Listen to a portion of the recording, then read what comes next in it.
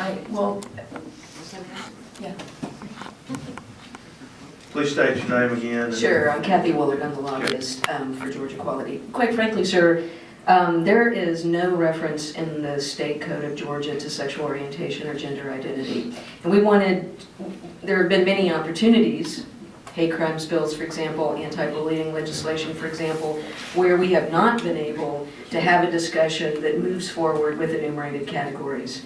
What we wanted to do was bring a piece of legislation that is extremely narrowly focused, that is focused on what you have jurisdiction over as members of the General Assembly and state employees, so that we could have this conversation in a very contained manner and that we could restrict it to something that you have immediate jurisdiction over. We didn't want to go to private employers, even though this is quite common practice with large employers. We didn't want to get involved in other, ruling for other jurisdictions. We'll let other jurisdictions take care of their business and we'll go there bit by bit. But what we wanted to do was have a conversation on your playing field, in an area where you have immediate jurisdiction on, and talk about what this discrimination does and how you can stop it in state employment and the importance of doing that. And as we mentioned, we have been sued under the Vandy Beth Glenn case and lost, but there have been other cases. You might recall Robin Shahar, who was dismissed from the Attorney General's office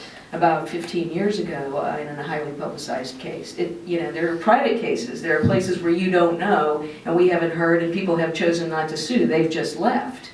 But we have been sued, and we do spend taxpayer money defending something that we could stop with this. But we do have jurisdiction over K-12.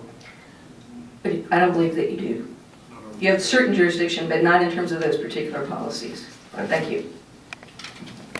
Representative Fleming, you asked a question a minute ago about the difference between